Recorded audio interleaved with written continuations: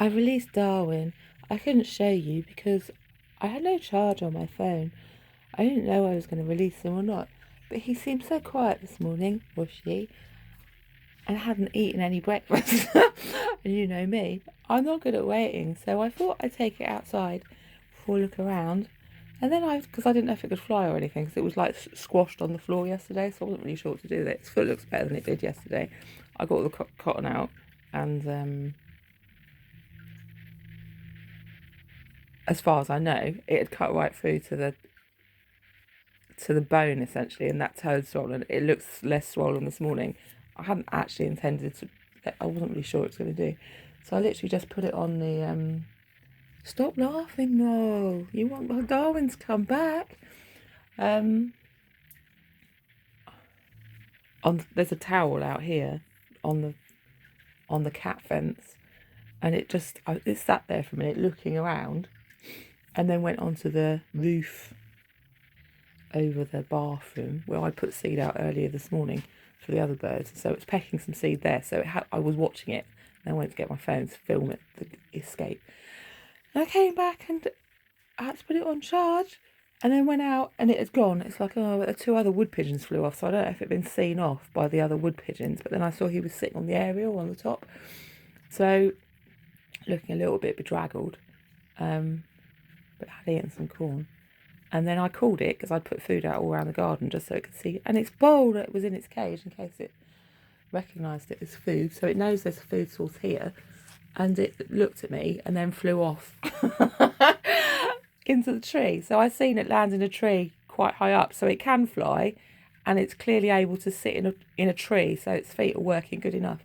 And I was saying to my son yesterday, I mean, I wasn't really sure with, like, say, rehab of stuff, if it's actually better from when I broke my ankle for it to be out naturally and using it in a more natural environment. But it's got a food source here, it knows, and I feed in the park, and it will probably watch me go back to town and find its way back, I imagine. Although I'm sure homing pigeons know their way back, don't they? So it can probably find its way, I say, like 500 yards down the road to where I picked it up. Or it might stay in this park with a food source. I don't really know, but it's clearly well enough to fly, and it's eating. So I don't think it had gone into that. It wasn't going to eat in here, I think, but it ate a lot yesterday. Can't complain about that, can I? Now it's been released. It may come back again. It probably will. I wanted to make a little bracelet for its ankle, so I knew it was him. I was going to make it with beads. A Jessie on a pigeon? But, well, why did this one have string around it? I don't know. It'd probably been escaped from a laboratory and marked as the string one. What's the string one? I don't know. Whichever diseases they want to put out.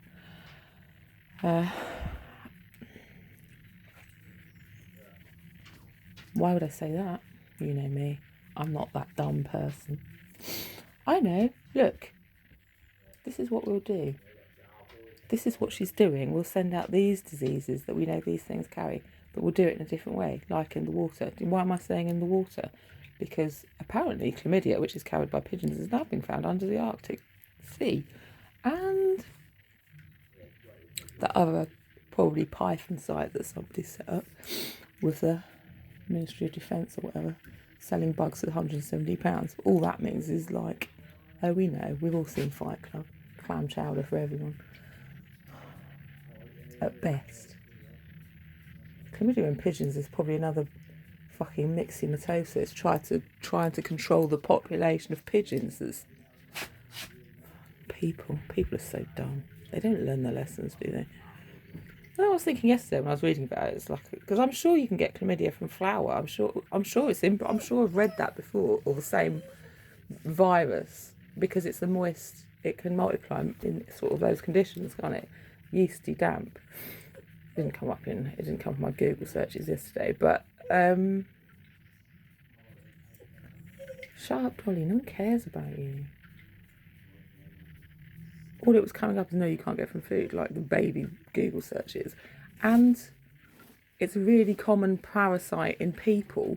It's really easy to cure. And then with pigeons, it's like kill them. They're diseased. It's like, well, do you know what? Oh, I can't stand reading this. this non-biased homology. And I was thinking yesterday, like all the sex workers are going out to catch pigeons now because they found out they carry all the sexually transmitted diseases in them. They just make them feel prime. I want a pigeon with gonorrhea. Don't we all, Susan?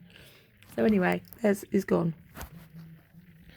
I now go to town and fetch another one in. Do the same thing, and build up my colony.